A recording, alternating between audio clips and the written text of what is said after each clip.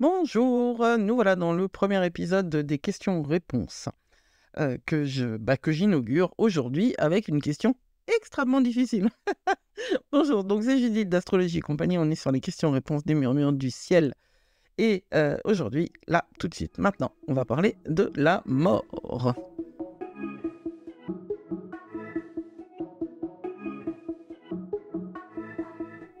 Donc la question qui m'a été posée, elle porte sur la permanence des transits sur le thème de naissance de quelqu'un qui n'est plus là. Alors, je vais donner une réponse rapide. Je ne pense pas qu'il y ait une permanence de ces effets-là. Je pense que l'impact des transits se limite à l'incarnation. Voilà, alors ça pourrait s'arrêter là, mais cette question, elle est associée à des interrogations d'une personne en deuil sur la communication avec celui qui est parti.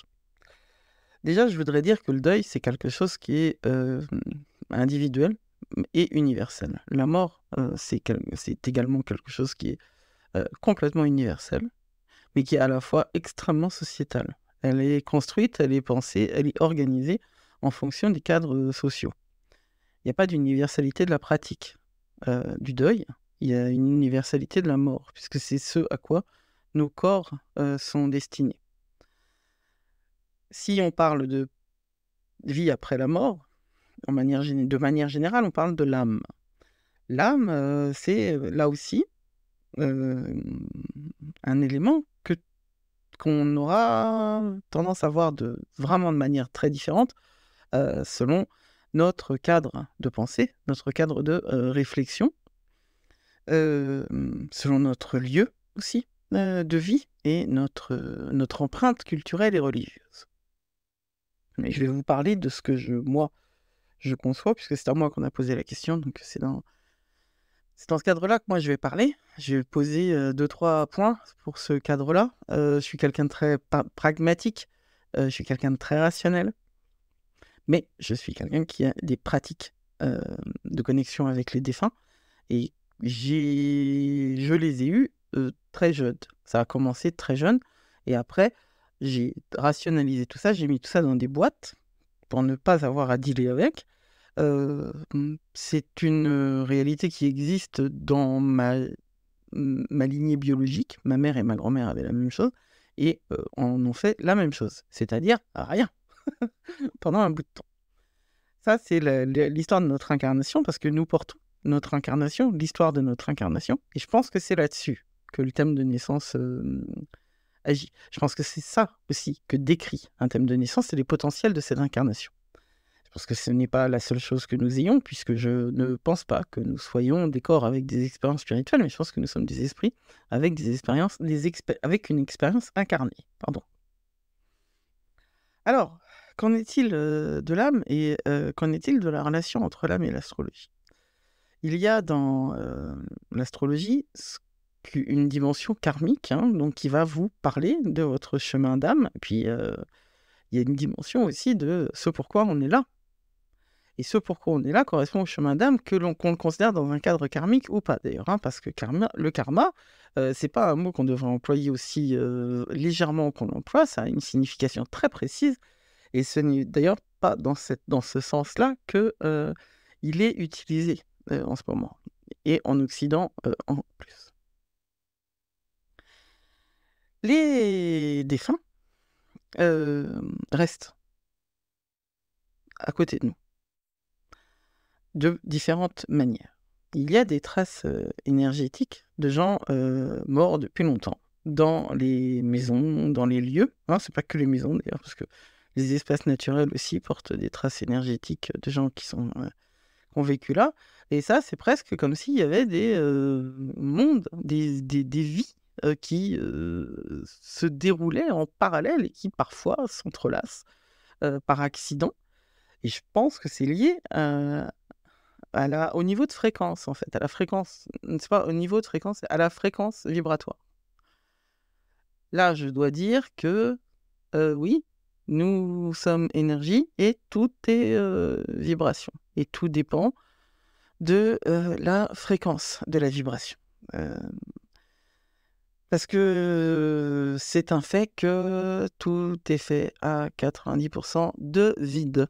Et ouais, voilà. Non, l'atome, c'est quand même du vide. Et ça ne tient que parce que ça vibre. Et que ça- voilà, donc du vide qui vibre. Voilà notre réalité.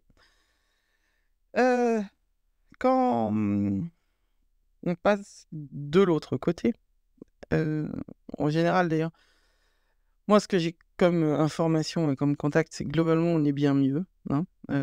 L'incarnation, c'est quand même pas mal un chemin de croix, une douleur. Il y a des douleurs, hein. Euh, les douleurs de l'âme, elles sont aussi moins connues.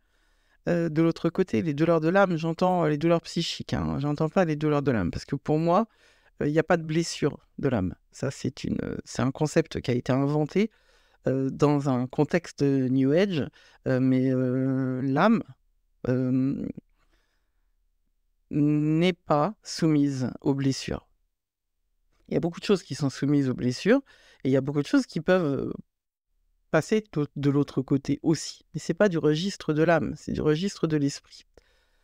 Là, c'est très difficile de rentrer dans un vocabulaire précis là-dessus en quelques minutes, mais il n'y a pas de blessure de l'âme, hein. C'est juste le titre d'un best-seller qui parle à tout le monde parce que ça permet de se dégager de la responsabilité de ses propres difficultés. Je pense qu'au contraire, on a des blessures de l'esprit qui sont très très très importantes et il y en a certaines qui viennent de vies antérieures, hein. Il y a des vœux qui ont été posés dans des vies antérieures que l'on porte encore. Il y a les witches' wands, les blessures des sorcières que l'on porte aussi. Il y a des malédictions qui ont été posées sur des esprits. Un esprit rémanent, hein, qui pourrait appartenir à l'âme, mais qui n'en est pas l'essence même. L'essence de l'âme, elle n'est pas soumise à la blessure. Et c'est cette essence-là qui va descendre en vibration à différents registres pour descendre jusqu'au niveau humain. Euh, dans cette incarnation-là. Et quand je dis descendre en vibration, c'est pas du tout un jugement de valeur, parce que si on n'avait pas ce corps, on n'aurait pas accès à plein de trucs qui sont super plaisants et super difficiles aussi, mais c'est parce qu'on dépasse la difficulté que le bonheur arrive, hein. Le bonheur, c'est pas de la contemplation uniquement, c'est quand on est fier de soi parce qu'on a réussi à être plus fort que soi.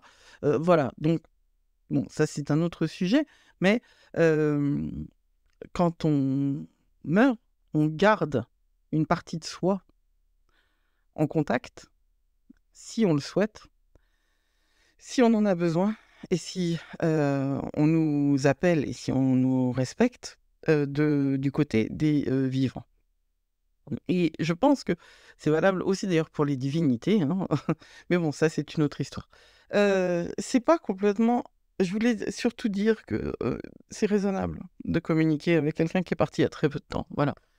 Il ne s'agit pas de perdre la raison dans la douleur, pas du tout. Ça me paraît au contraire une manière parfaitement cohérente de gérer sa peine. Et ce serait déraisonnable et toxique si ça prenait toute la place. Dans un temps très court, dans les premiers mois, il est parfaitement normal de prendre le temps d'intégrer l'information au niveau énergétique et au niveau spirituel et au niveau intellectuel, parce que c'est pas parce qu'on sait quelque chose qu'on le sait pour de vrai.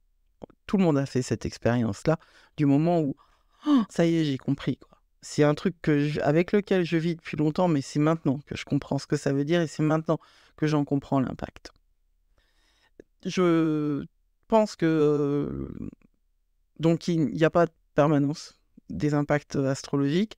Par contre, l'astrologie, c'est toujours une aide, hein, pour comprendre comment soi, on peut mieux vivre le départ, et puis aussi pour comprendre pourquoi. Pourquoi il est parti? Pourquoi à ce moment-là? Il peut y avoir dans l'astrologie une forme de réponse. L'objectif étant de continuer à vivre. Et oui, je pense à à conserver une communication avec le défunt dans un cadre privé, hein, une bougie. Une bougie, parce que ça fait du bien à soi aussi. Parce qu'il faut se faire du bien à soi, parce que de l'autre côté, ils ont rarement envie et besoin que vous souffriez, hein, ça c'est un fait aussi. Euh, et là, j'aimerais attirer l'attention sur tous ceux qui diront que ce que je dis peut conduire enfin, que c'est pas bien, voilà, pour faire simple. Parce que ça joue avec la crédulité des gens. Il ne s'agit pas de crédulité, il s'agit d'apporter des mots, de mettre des mots sur des situations qui sont très, très, très, très difficiles à vivre. Et des mots qui peuvent venir d'ailleurs et qui peuvent donner sens, qui peuvent donner forme à des choses que l'on ressent. Et puis, ces mots, ils permettent aussi de se dire non, je suis pas d'accord. Ils permettent aussi de se poser contre et de dire ouais, non, mais c'est pas comme ça que je vois les choses, c'est pas pour moi, ça n'a pas de réalité. Donc, on est loin de la crédulité, on est au contraire sur le chemin de l'indépendance intellectuelle, de la liberté de penser, la liberté, le libre arbitre et l'esprit critique.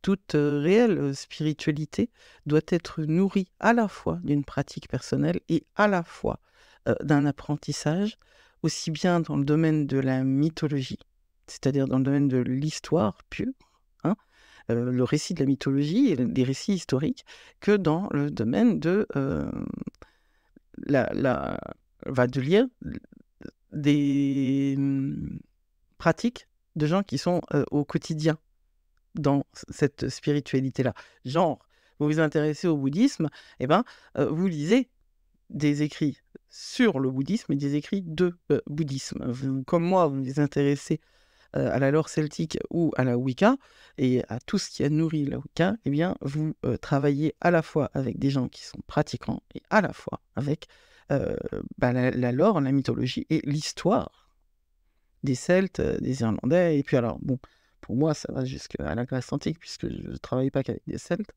Voilà.